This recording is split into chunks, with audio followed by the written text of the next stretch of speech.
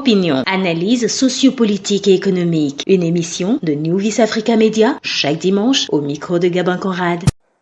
En cette crise sociopolitique en Afrique, là où on assiste à l'éloignement de certains pays qui se redimensionnent, qui s'organisent, qui se remettent en forme en prenant leur destin en main. C'est la même année où on organise le sommet de la francophonie. Une très belle ville avait été choisie. C'est l'histoire du château de Villers-Cotterêts. Laissez-moi vous dire que c'est un haut lieu de l'histoire et de l'architecture française.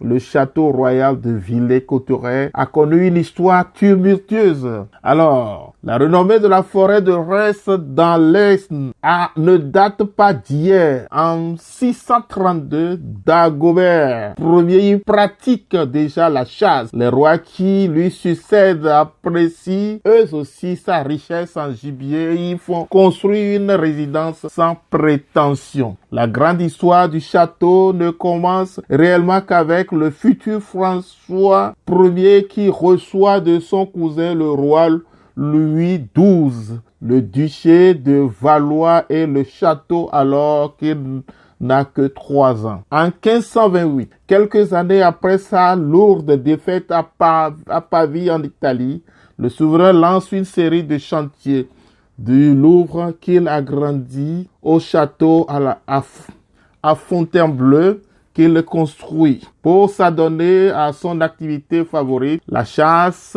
symbole des élites, il érige un palais royal au milieu de la forêt de Reims, la plus vaste de France à l'époque. Villers-Cotterêts, qui naît alors que village modeste, a aussi l'avantage d'être le cœur géographique du duché de Valois, dynastie dont François Ier est issu. Alors, une ville très bien choisie. Décor festoyant, splendide. On se croirait dans un film de fées. Plusieurs personnalités étaient présentes. N'étaient pas présents les chefs d'État de ces 3 pays qui sont considérés comme des récalcitrants. Ceux-là qui ne veulent plus se mettre derrière cet évangile qui leur permet toujours de s'enliser, de croire au lendemain, de rester dans un vide d'espérance qui ne finira jamais. Alors, ces pays ces chefs d'État, ces dirigeants qui ont décidé de ne plus se mettre derrière ces méthodes de traitement, de considération, de sous-traitance, de sous-développement, de projets ont donc été écartés. À notre grande surprise, la Guinée qui avait pratiquement les mêmes caractéristiques que ceux-là qui ont été renvoyés à la table sainte, se retrouve elle aussi à ce sommet. Ça nous dit beaucoup de choses. Alors, dans cette émission, nous allons comprendre ensemble avec nos invités qui seront avec nous tout à l'heure, pourquoi une telle faible participation à ce grand sommet de la francophonie. Opinion, analyse sociopolitique et économique. Une émission de New Vice Africa Media, chaque dimanche au micro de Gabin Conrad. Mesdames et messieurs, je suis avec Monsieur Abdoul Bak Abdoul dans cette émission et nous allons ensemble décortiquer les grands enjeux de la francophonie est une institution qui se donne pour mission la promotion de la langue française. Une institution qui s'étend sur plusieurs régions. Et en l'occurrence, l'Afrique qui en majorité regroupe plusieurs de ces colonies françaises, ces États ayant en commun la langue française. Mais comme on peut comprendre la langue étant un outil de communication et peut également servir de moyen d'asservissement ou d'appauvrissement d'une culture. Et la politique étant l'épine dorsale de démarches inscrites dans l'organisation de chaque institution et compte tenu des grands enjeux auxquels ces États africains font face ces dernières années. Les désistements commencent à se faire sentir. Opinion, analyse sociopolitique et économique. Une émission de New Vis Africa Media chaque dimanche au micro de Gabin Conrad. Bonjour Monsieur Gabin, bonjour chers fidèles auditeurs de New Vis Africa. Alors, comme d'habitude, le thème qui fait objet de notre opinion du jour relève d'une actualité brûlante et troublante. Alors, Monsieur Gabin, vous permettez que je fasse un état des lieux de la francophonie avant de répondre à vos différentes pertinentes préoccupations. Alors, nous savons que, Monsieur Gabin, le thème francophonie, à l'origine, était employé pour décrire des espaces géographiques précis par les géographes. Ce n'est qu'au fil du temps que ce terme de francophonie est employé pour désigner l'ensemble des personnes et des institutions à travers le monde qui ont le français comme une langue commune. Et nous savons très bien que dans le contexte africain, cette francophonie a été beaucoup plus popularisée par l'ancien président sénégalais, Léopold Sédar Senghor, qui y voit d'ailleurs la prise de conscience d'un certain nombre de personnes et d'institutions d'avoir en commun, d'accord, une langue et une culture, en parlant bien évidemment de la francophonie. Et c'est justement à ce niveau que le problème va surgir. Parce que quand on parle de culture, Monsieur Gabin, nous savons tous que la culture, c'est le système immunitaire d'un peuple. Lorsque ce système est détruit, on devient sans défense et vulnérable. Et nous le savons aussi aujourd'hui, Monsieur Gabin, la conversion des peuples, je dirais même que la perte des peuples se fait à travers l'abandon de leur culture et à travers l'adoption d'une culture étrangère. Et donc, c'est tout à fait normal de comprendre ce qui se passe aujourd'hui avec la reconfiguration des rapports de force au niveau mondial. Nous savons que la majorité des pays qui parlent le français se retrouvent en Afrique. Nous le savons très bien. Et c'est pour cela que la France, dans sa stratégie, a fait en sorte que d'ailleurs la chef, la patronne de la francophonie soit une Africaine. Et même si à ce niveau, il y a un signal fort, parce qu'il s'agit de Louise Mushikiwabo, d'accord, qui fut ministre des Affaires étrangères du Rwanda. Et Rwanda, un pays entre-temps francophone qui aujourd'hui pratiquement est devenu anglophone, parce que c'est aussi ça la lutte de la francophonie. C'est de lutter contre l'anglophonisation du monde, parce que nous savons que la langue anglaise aujourd'hui, c'est la langue la plus parlée, une langue commerciale, une langue scientifique qui s'est imposée, d'accord, à travers le monde. Donc, le Rwanda même déjà, vous voyez, a en quelque sorte échappé à la France en parlant aujourd'hui, en utilisant aujourd'hui, je dirais, la langue anglaise comme étant langue officielle. Oui, Monsieur Gabin, vous savez, la France a toujours fonctionné dans ses relations avec les pays africains à travers ce qu'on appelle la stratégie des bons élèves et des mauvais élèves. Donc, il n'est pas étonnant de voir que des pays où il y a eu une certaine révolution aussi, entre guillemets, comme le Gabon et la Guinée. Donc, il n'est pas étonnant de voir ces pays participer à la francophonie, alors que des pays comme le Mali, le Burkina et le Niger, constituant l'AES, soient mis de côté. D'abord, il faut voir la logique même de ces révolutions.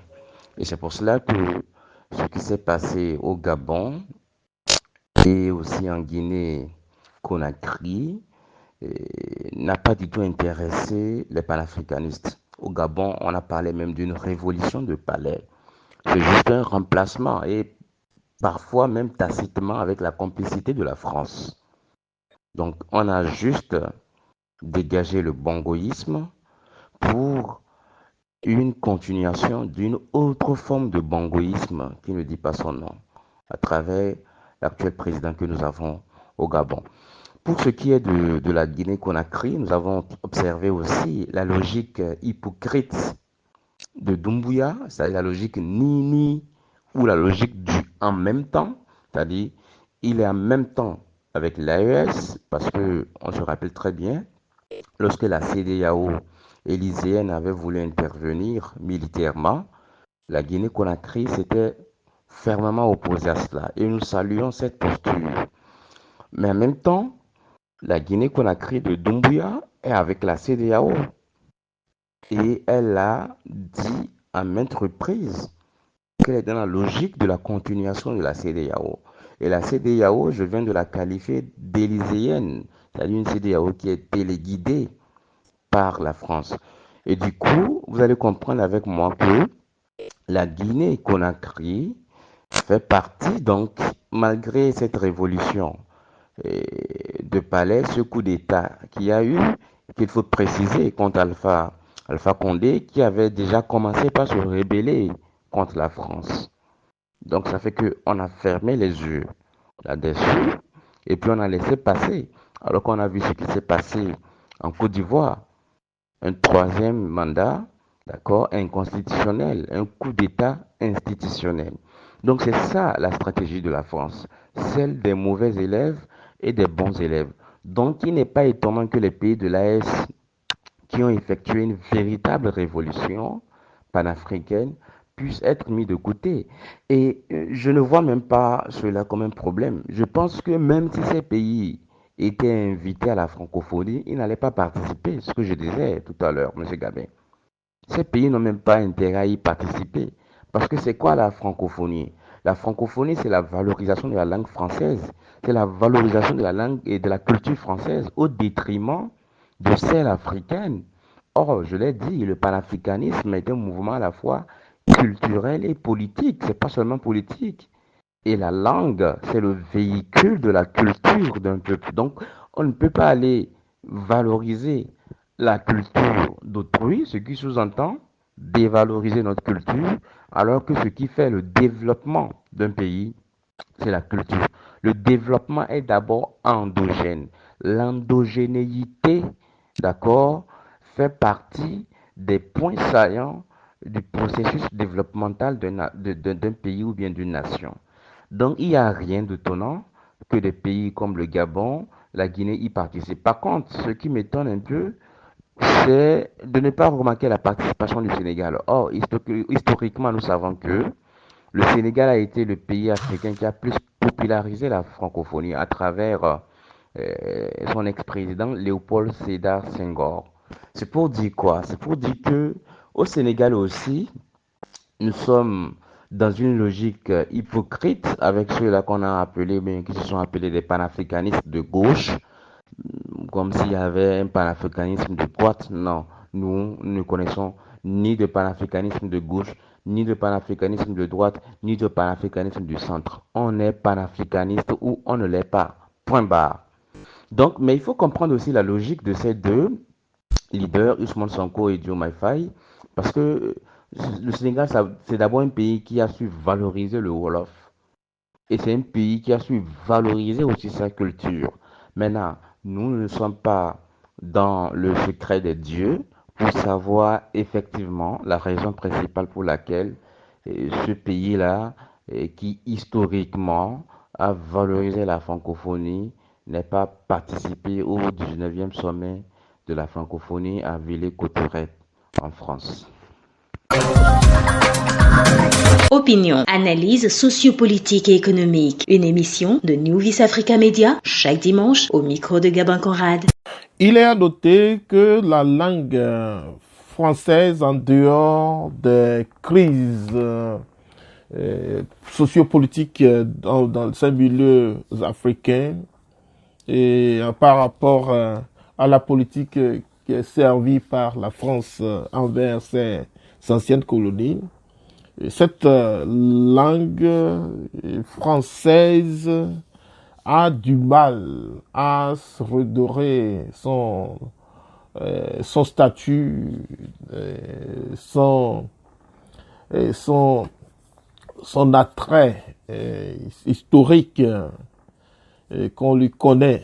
Elle souffre donc d'un réel appauvrissement. Et cette langue française qui est observée de part et d'autre, et surtout dans ces États africains qui lui donnaient plus d'importance que leur langue nationale.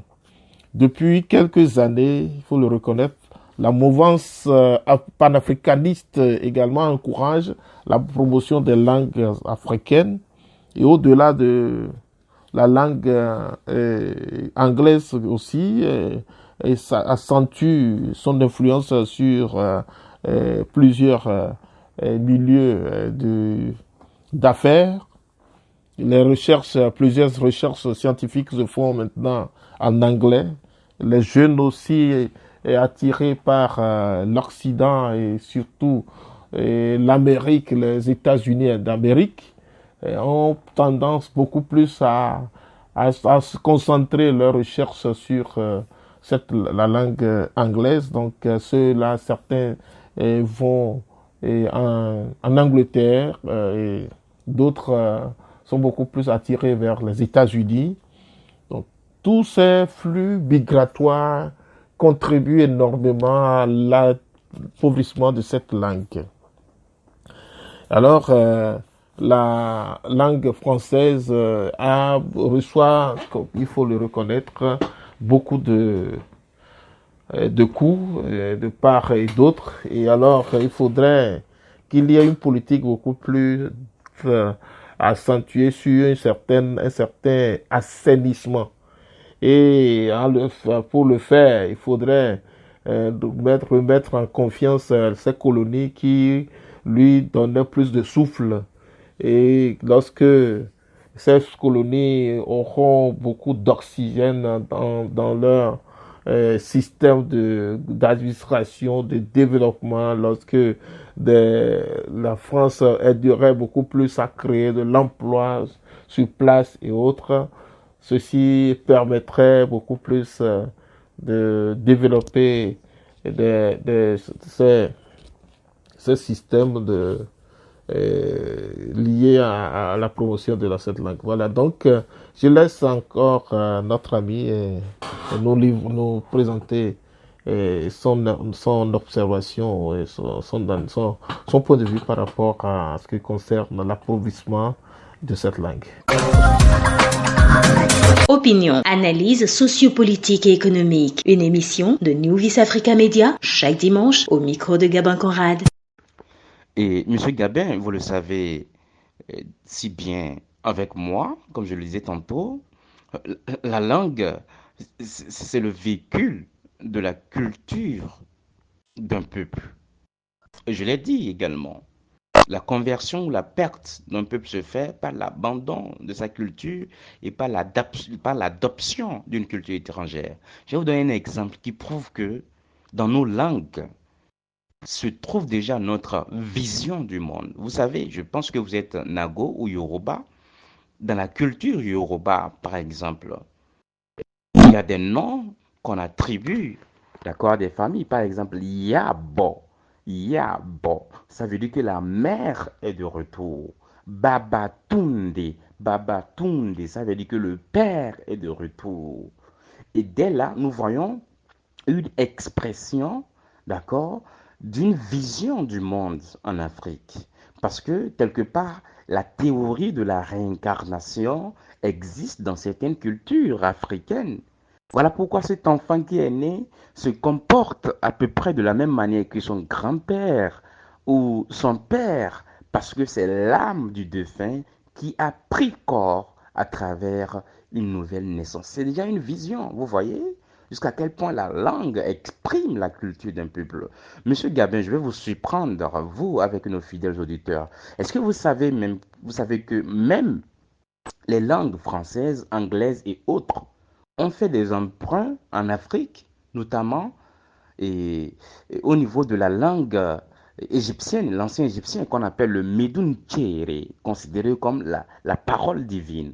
Quand vous prenez par exemple le mot rayonner en français, ou rayonnement, ou rayon solaire, Monsieur Gabin, ça vient de Ra. Lorsque vous étudiez la mythologie égyptienne, et quand je parle de l'Égypte ici, je parle de l'Afrique noire, vous allez voir que Ra est considéré comme le dieu soleil. Ra, c'est le dieu soleil. Et c'est de ce nom Ra que vous avez le nom français rayonner ou rayonnement. Quand vous prenez même le mot horoscope en français, le mot horoscope vient de l'une des divinités trinitaires égyptiennes qu'on appelle Horus. Isis Horus, rappelez-vous, dans la mythologie égyptienne. Quand vous prenez également, monsieur Gabin, le mot anglais même, to think, penser, ça vient de Thoth. Thoth, c'est le dieu de la connaissance. On est d'accord, monsieur Gabin?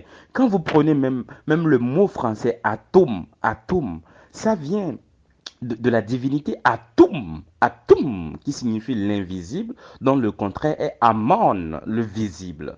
Donc vous voyez, ce sont des emprunts en réalité même de la langue égyptienne africaine, qui est la première langue philosophique et scientifique du monde. Parce que jusqu'à preuve du contraire, la civilisation égyptienne est considérée comme la civilisation mère de toutes les civilisations. Et voilà pourquoi Hérodote, qui est historien grec, disait que les pyramides défient le monde.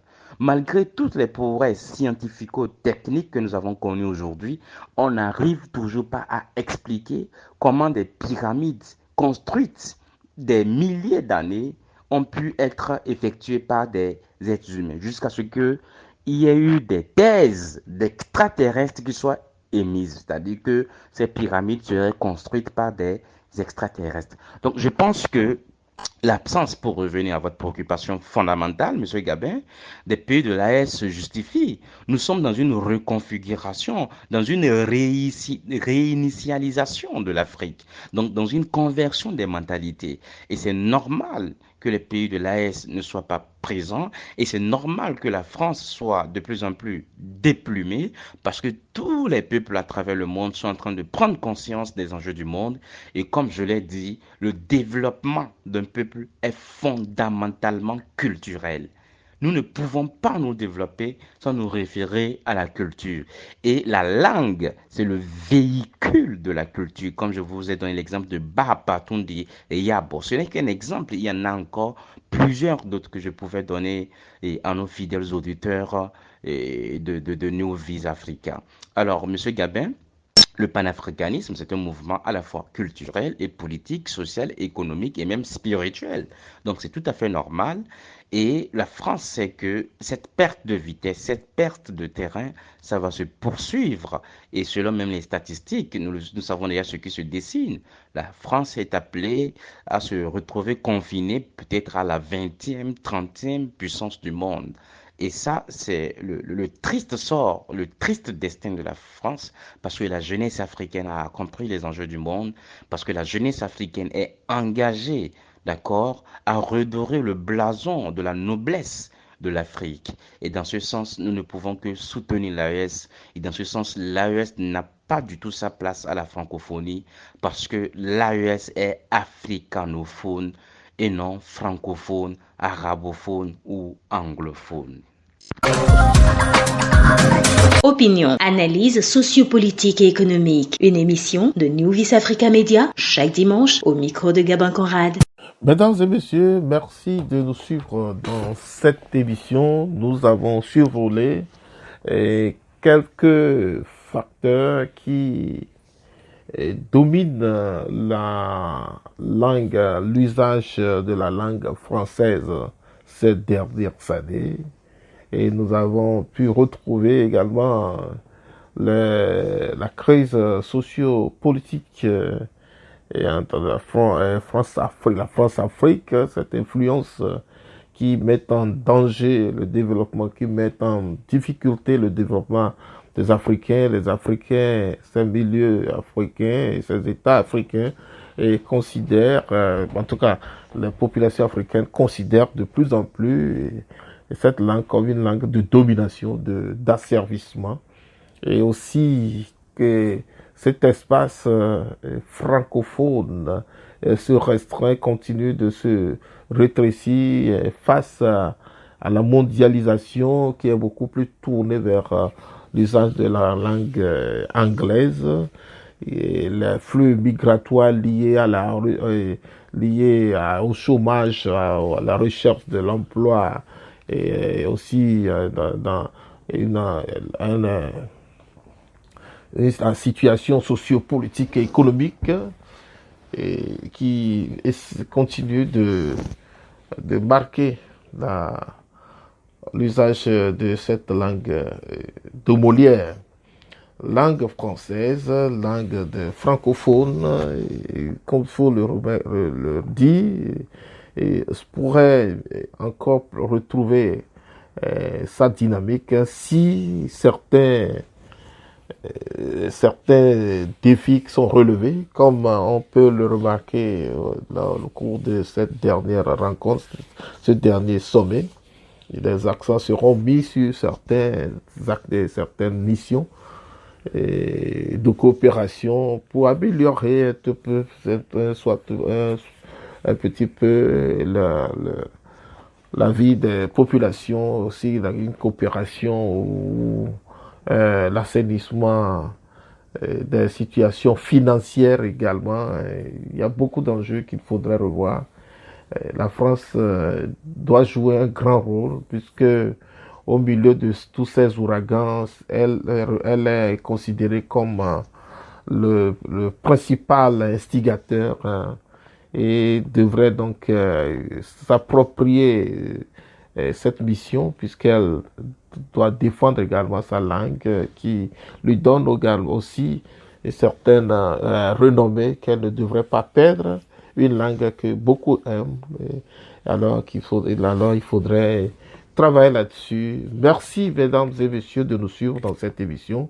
Merci à notre ami Bak Abdul Karim d'être toujours avec nous, et je suis au micro, Gabin Conrad, et à très bientôt. Opinion,